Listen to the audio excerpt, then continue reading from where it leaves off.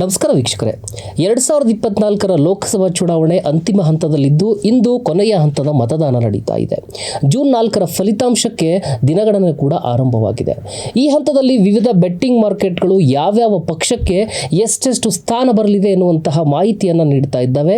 ರಾಜಸ್ಥಾನದ ಖ್ಯಾತ betting market ಫಲೋಡಿ ಸಟ್ಟಾ ಬಜಾರ್ನಿಂದ ಹಿಡಿದು ಹಲವು ಸಟ್ಟಾ ಬಜಾರ್ಗಳು ಪಕ್ಷವಾರು ಗೆಲುವಿನ ಲೆಕ್ಕಾಚಾರವನ್ನ ಸಂಖ್ಯೆಗಳನ್ನ ಊಹಿಸಿ ಹೇಳ್ತಾ ಇರುವಂತದ್ದನ್ನ ನಾವು ಮಾಧ್ಯಮದಲ್ಲಿ ನೋಡ್ತಾ ಇದ್ದೇವೆ. ಕೆಲವು ಸಟ್ಟಾ ಬಜಾರ್ನ ಅಂಕಿಅಂಶಗಳು ಬಿಜೆಪಿ ಈ ಬಾರಿ ಸೋಲಲಿದೆ ಎನ್ನುವಂತಹ ಸುಳಿವನ್ನ ನೀಡ್ತಾ ಇದ್ದಾವೆ. ದೇಶದ 10 ಟಾಪ್ ಸಟ್ಟಾ ಬಜಾರ್ಗಳ ಪೈಕಿ 7 ಸಟ್ಟಾ ಬಜಾರ್ಗಳು ಬಿಜೆಪಿ ಅಥವಾ ಎನ್ಡಿಎ ಕೂಟ ಈ ಬಾರಿ ಸರ್ಕಾರ ರಚನೆ ಮಾಡೋದಕ್ಕೆ ಸಾಧ್ಯ ಇಲ್ಲ, ಬಹುಮತದ ಕೊರತೆಯನ್ನ ಎದುರಿಸಲಿವೆ ಎನ್ನುವಂತಹ ಮಾಹಿತಿಯನ್ನ 7 ಸಟ್ಟಾ ಬಜಾರ್ಗಳು ಕೊಡ್ತಾ ಇದ್ರೆ 3 ಸಟ್ಟಾ ಬಜಾರ್ಗಳು ಮಾತ್ರ ಬಿಜೆಪಿ ಒಂದು ಹಂತದಲ್ಲಿ ಸನಿಹಕ್ಕೆ ಬಂದು ಎನ್ಡಿಎ ಮೈತ್ರಿಕೂಟವನ್ನು ರಚಿಸಿಕೊಂಡು ಸರ್ಕಾರವನ್ನು ರಚಿಸಬಹುದು ಎನ್ನುವಂತಹ ಅಂಕಿ ಸಂಖ್ಯೆಗಳನ್ನ 3 ಸಟ್ಟಾ ಬಜಾರ್ಗಳು ಹೇಳ್ತಾ ಇದ್ದಾವೆ. ಹ್ಯಾಟ್ರಿಕ್ ಕನಸನ್ನ ಕಂಡಿದ್ದಂತಹ ಬಿಜೆಪಿಗೆ ಅಬ್ಕಿ ಬಾರ್ 400 ಪಾರ್ ಅಂತ ಹೇಳಿದಂತಹ ಬಿಜೆಪಿಗೆ ಸಟ್ಟಾ ಬಜಾರ್ನ ಅಂಕಿಅಂಶಗಳು ಆಘಾತಕಾರಿಯಾಗಿರ್ತಕ್ಕಂತಹ ಫಲಿತಾಂಶ ಬರಲಿದೆ ಎನ್ನುವಂತಹ ಸೂಚನೆಯನ್ನ ನೀಡ್ತಾ ಇದ್ದಾವೆ.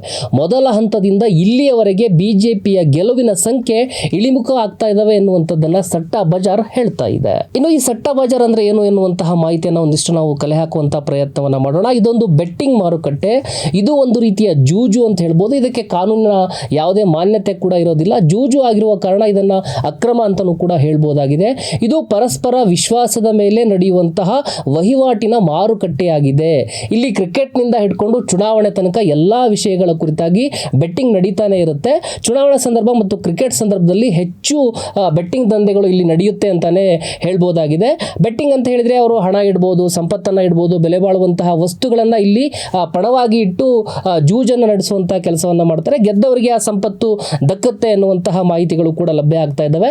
ಚುನಾವಣಾ ಕಾರಣದಿಂದಾಗಿ ಈ ಫಲಿತಾಂಶಕ್ಕೆ ಸಂಬಂಧಿಸಿದಂತೆ ಅಲ್ಲಿ ಬೆಟ್ಟಿಂಗ್ ನಡೀತಾ ಇದೆ ಎನ್ನುವಂತಹ ಮಾಹಿತಿಗಳು ಕೂಡ ಲಭ್ಯ ಆಗ್ತಾ ಇದ್ದಾವೆ. ಯಾವ್ಯಾವ ಸಟ್ಟಾ ಬಜಾರ್ ಏನೇನು ಹೇಳಿದಾವೆ ಅನ್ನುವಂಥದ್ದನ್ನ ನಾವೀಗ ಒಂದೊಂದಾಗಿ ನೋಡ್ತಾ ಹೋಗೋಣ. ಫಲೋಡಿ ಸಟ್ಟಾ ಬಜಾರ್ ಕಾಂಗ್ರೆಸ್ 117 ಸ್ಥಾನಗಳನ್ನ ಗೆಲ್ಲುತ್ತೆ, ಇಂಡಿಯಾ ಮೈತ್ರಿಕೂಟ 246 ಸ್ಥಾನಗಳನ್ನ ಗೆಲ್ಲುತ್ತೆ ಎನ್ನುವಂತಹ ಮಾಹಿತಿಯನ್ನು ಅದು ನೀಡಿದ್ರೆ, ಬಿಜೆಪಿ 209 ಸ್ಥಾನಗಳಲ್ಲಿ ಗೆಲುವನ್ನು ಸಾಧಿಸುತ್ತೆ, ಎನ್ಡಿಎ ಮೈತ್ರಿಕೂಟ 253 ಸ್ಥಾನಗಳನ್ನ ಪಡೆಯುತ್ತೆ ಅಂತೇಳಿ ಫಲೋಡಿ ಸಟ್ಟಾ ಬಜಾರ್ ಹೇಳಿದೆ. ಇನ್ನು ಪಾಲನ್ಪುರ್ ಸಟ್ಟಾ ಬಜಾರ್ ಕಡೆ ಗಮನ ಹರಿಸೋದಾದ್ರೆ ಅದು ಕಾಂಗ್ರೆಸ್ಗೆ 112 ಸ್ಥಾನಗಳು ಬರಲಿದೆ ಅಂತ ಹೇಳ್ತಾ ಇದೆ. ಇಂಡಿಯಾ ಮೈತ್ರಿಕೂಟ 222 ಸ್ಥಾನಗಳನ್ನ ಗಳಿಸಬಹುದು ಎನ್ನುವಂತಹ ಮಾಹಿತಿಯನ್ನು ಅದು ಕೊಡ್ತಾ ಇದೆ.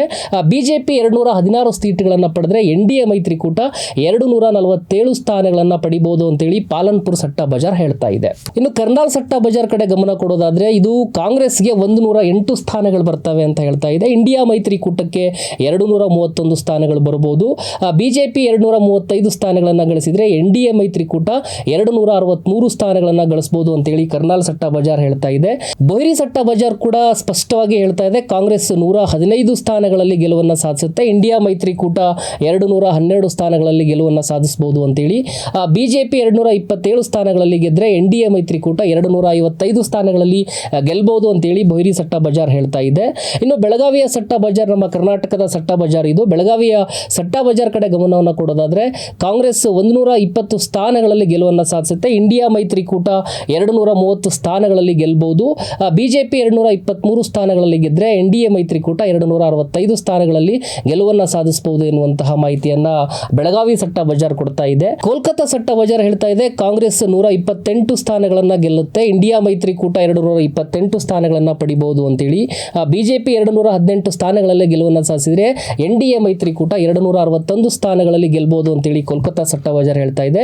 ಇನ್ನು ವಿಜಯವಾಡ ಸಟ್ಟಾ ಬಜಾರ್ ಕಡೆ ನೋಡೋದಾದ್ರೆ ಇದು ಕಾಂಗ್ರೆಸ್ 121 ಸ್ಥಾನಗಳನ್ನ ಗೆಲ್ಲಬಹುದು, ಇಂಡಿಯಾ ಮೈತ್ರಿಕೂಟ 237 ಸ್ಥಾನಗಳನ್ನ ಗೆಲ್ಲೋದಕ್ಕೆ ಸಾಧ್ಯ ಇದೆ. ಬಿಜೆಪಿ 224 ಸ್ಥಾನಗಳನ್ನ ಗೆದ್ರೆ ಎನ್ಡಿಎ ಮೈತ್ರಿಕೂಟ 251 ಸ್ಥಾನಗಳನ್ನ ಗೆಲ್ಲಬಹುದು ಅಂತೇಳಿ ವಿಜಯವಾಡ ಸಟ್ಟಾ ಬಜಾರ್ ಹೇಳ್ತಾ ಇದೆ.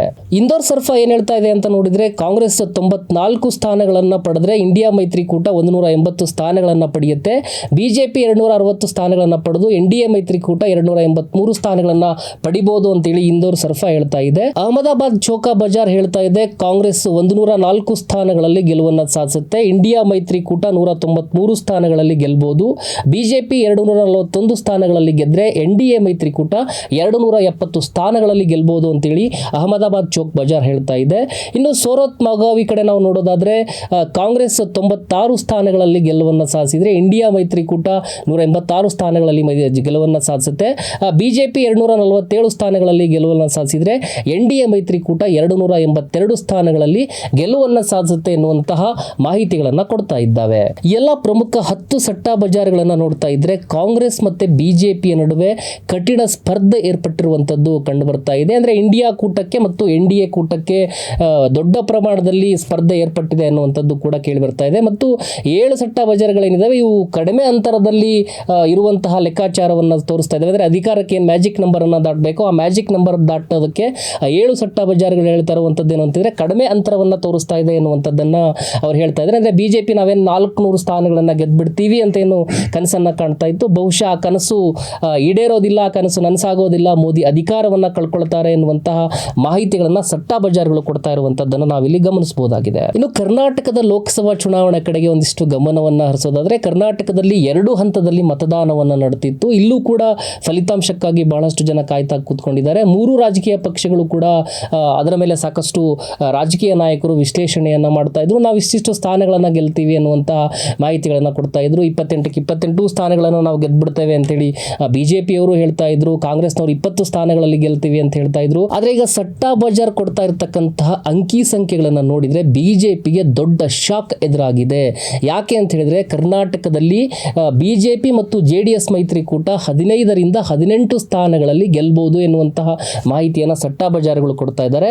ಕಾಂಗ್ರೆಸ್ 10ರಿಂದ 13 ಸ್ಥಾನಗಳನ್ನ ಗೆಲ್ಬಹುದು ಅಂತೇಳಿ ಸಟ್ಟಾ ಬಜಾರ್ ಹೇಳ್ತಾ ಇದ್ದಾವೆ. ಸಟ್ಟಾ ಬಜಾರ್ ಭವಿಷ್ಯ ಏನಾಗುತ್ತೆ, ಬೇರೆ ಬೇರೆ ಎಕ್ಸಿಟ್ ಪೋಲ್ಗಳು ಕೊಡ್ತಾ ಇರತಕ್ಕಂತಹ ಭವಿಷ್ಯ ಏನಾಗುತ್ತೆ, ಯಾಕೆ ಅಂತ ಹೇಳಿದ್ರೆ ಈ ಸಟ್ಟಾ ಬಜಾರ್ಗಳ ಅಂಕಿಅಂಶಗಳು ನಿಖರ ಅಂತೇಳಿ ಬಹಳಷ್ಟು ಜನ ಮಾಧ್ಯಮದವರು, ರಾಜಕೀಯ ವಿಶ್ಲೇಷಕರು ಒಪ್ಕೊಳ್ತಾ ಇರೋದು ಯಾಕೆ ಅಂತ ಹೇಳಿದ್ರೆ ಇವು ಬಹಳಷ್ಟು ಚುನಾವಣೆ ಕಾಲದಿಂದನೂ ಕೂಡ ಎಕ್ಸಿಟ್ ಪೋಲ್ ರೀತಿಯಲ್ಲಿ ಕೆಲಸವನ್ನ ಮಾಡ್ಕೊಂಡು ಬರ್ತಾ ಇದ್ದಾರೆ. ಕರ್ನಾಟಕದ ಚುನಾವಣೆ ಸಂದರ್ಭದಲ್ಲೂ ಕೂಡ 138ರಿಂದ 140 ಸ್ಥಾನಗಳನ್ನ ಕಾಂಗ್ರೆಸ್ ಪಡೆದುಕೊಳ್ಳುತ್ತೆ ಅಂತ ಹೇಳಿತ್ತು. ಬೇರೆ ಬೇರೆ ಚುನಾವಣೆಯ ಲೆಕ್ಕಾಚಾರದಲ್ಲೂ ಕೂಡ ಹೇಳಿದಾಗ ಸನಿಹಕ್ಕೆ ಬಂದಿರತಕ್ಕಂತಹ ಅಂಕಿಅಂಶಗಳು, ಸಟ್ಟಾ ಬಜಾರ್ ಅಂಕಿಅಂಶಗಳು ಹತ್ರ ಇದ್ದಾವೆ, ಹೋಲಿಕೆ ಇದ್ದಾವೆ ಅನ್ನುವಂಥದ್ದನ್ನು ನಾವು ಗಮನಿಸಬಹುದಾಗಿದೆ.